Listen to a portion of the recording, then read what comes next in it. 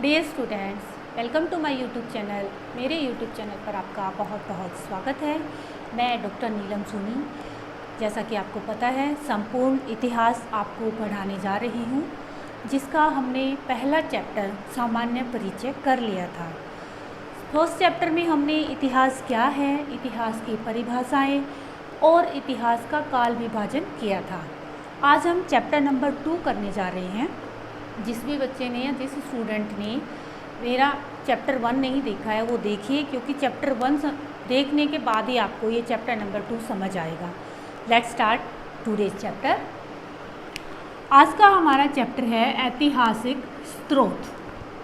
इतिहास को जानने के लिए हमें ऐतिहासिक स्रोत चाहिए, चाहे वो स्रोत लिखे हुए रूप में हो, चाहे पुरातत्व में हो, या जैसे कि अभिलेख, सिक्के, मुद्रा, भवन, स्मारक, इनसे। तो ऐतिहासिक दृष्टि से ऐतिहासिक स्रोतों को हम टोटल 2 भागों में विभाजित करते हैं। एक हमारा कहलाएगा साहित्यिक स्रोत और दूसरा है पुरातात्विक स्रोत। साहित्यिक स्रोत वो स्रोत हैं जो कि लिखे गए हैं, किसी न किसी रूप में लिखे हुए मिले हैं, वो है साहित्यिक स्रोत। और पुरातात्विक स्रोत जैसे कि अभिलेख, सिक्के, मुद्रा, स्मारक, भवन और मूर्तियाँ, ये चीज़ें जो है वो पुरातात्विक स्रोत में आते हैं। अब हम साहित्यिक स्रोत को भी कई भागों में विभाजित किया है। सबसे पहले साहित्यिक स्रोत को हम 2 भागों में विभाजित कर रहे हैं। एक है देसी और एक है विदेशी। देसी साहित्यिक स्रोत वो साहित्यिक स्रोत जो भारत में लिखे गए थे भारतीयों के द्वारा, और विदेशी साहित्यिक स्रोत वो साहित्यिक स्रोत जब जब भारत में विदेशी लोग आए तब उन्होंने यहाँ पे भारत देश को देखते हुए भारत देश का वर्णन लिखा, उनके बारे में बताया। जैसे कि एग्जाम्पल के तौर पे हम मैगस्थनीज की इंडिका रख सकते हैं। इसके अलावा अलग अलग देशों से अलग अलग लोग आए, चाइना या चीन से जो लोग आए उन्होंने भारत का इतिहास लिखा। आगे हम पढ़ेंगे उनके बारे में भी। ह्वेनसांग है, फाहियान है, इत्सिंग है। इसी तरह यूनानी जो लोग आए थे उन्होंने इतिहास लिखा था। इसके अलावा अरबी लोग जो आए उन्होंने भी भारतीय इतिहास लिखा था। तो उन सारे लोगों द्वारा जो लिखा गया इतिहास था उसे हम विदेशी इतिहास बोलते हैं। और हमारा जो देसी इतिहास है उसमें भारत देश के लोगों के द्वारा लिखा गया इतिहास आता है। देसी इतिहास को 2 भागों में बांटा गया है। एक है धार्मिक इतिहास, एक है गैर धार्मिक इतिहास। धार्मिक इतिहास में वो है जो धर्म के साथ साथ, धर्म की तो जानकारी है ही है, धर्म के साथ साथ इतिहास की जानकारी भी जिसके अंतर्गत हमें मिलती है वो है धार्मिक। और गैर धार्मिक स्रोत वो हैं जिसमें धर्म के बारे में नहीं लेकिन इतिहास के बारे में जानकारी मिलती है। जैसे कि हर्षचरित्र, वाण भट्ट ने हर्षचरित्र लिखी, उसमें धर्म तो नहीं लेकिन उस टाइम पीरियड का इतिहास, हर्षवर्धन की पूरी जानकारी, इस तरह की बातें हमें पता लगती हैं। तो वो चीज़ें आती हैं गैर धार्मिक ऐतिहासिक स्रोतों में। और धार्मिक ऐतिहासिक स्रोतों को भी हम अलग अलग धर्मों में विभाजित करते हैं। 3 तरह के धर्मों में हम विभाजित कर रहे हैं। एक है हिंदू धर्म के स्रोत, जिसमें हिंदू धर्म के लोगों ने जो लिखा है वो। फिर है बौद्ध धर्म के स्रोत, जिसमें बौद्ध धर्म के लोगों जैसे कि अंगुत्तर निकाय, ये टोटल 3 टाइप के पिटक हैं, सूत पिटक, विनय पिटक, धम्म पिटक, ये बौद्ध धर्म के स्रोतों में आते हैं। और नेक्स्ट है जैन धर्म, जिसमें आचार्य सूत्र, भगवती सूत्र आदि जो लिखा गया है वो जैन धर्म के अंतर्गत आता है।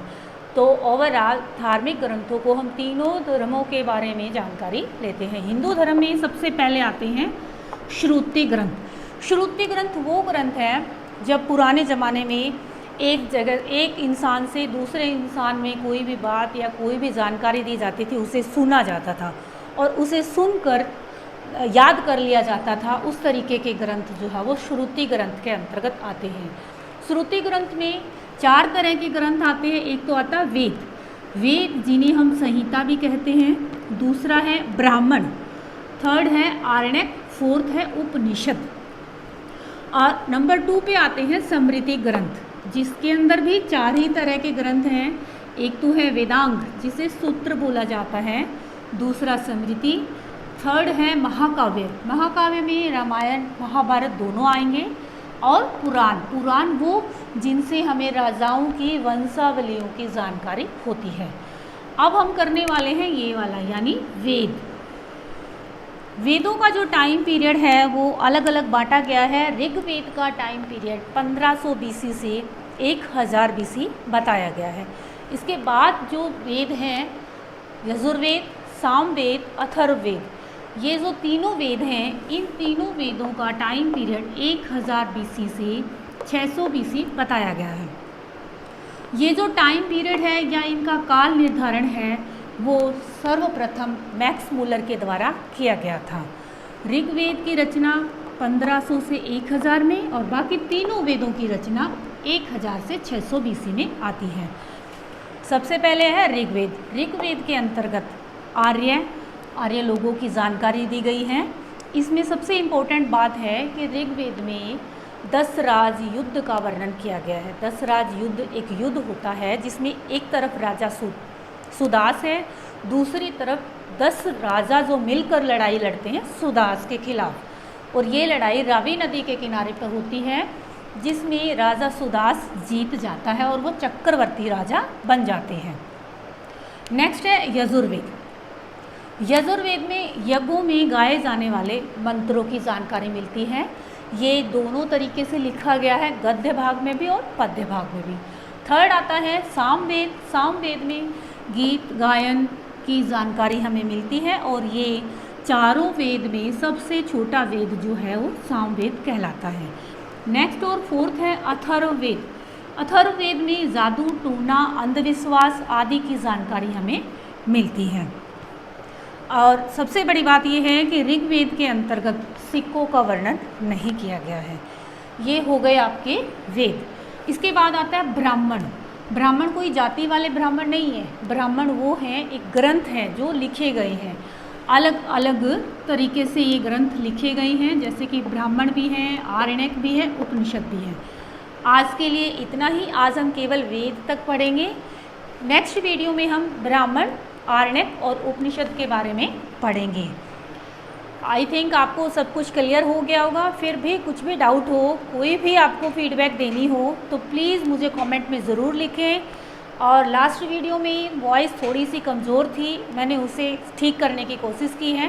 प्लीज़ मुझे ज़रूर बताएं कि आज आपको वॉइस कैसी लगी और क्या मेरे बोर्ड की क्लियरिटी आप तक जा रही है या नहीं। सो आज के लिए इतना ही। जय हिंद, जय भारत। Thank you.